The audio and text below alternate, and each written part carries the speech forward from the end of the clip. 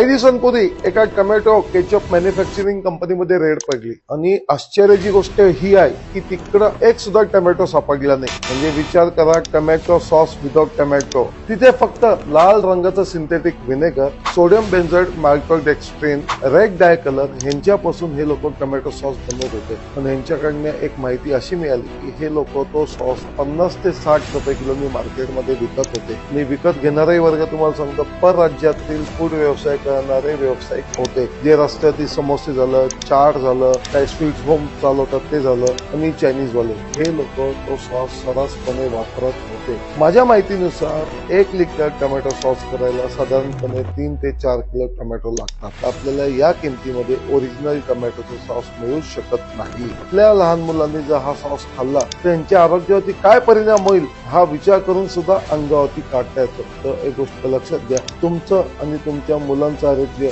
हे तुमच्या हातात आहे. म्हणून तुम्ही अशा गोष्टींपासून लांब राहा आणि आपलं आरोग्य सुरक्षित ठेवा.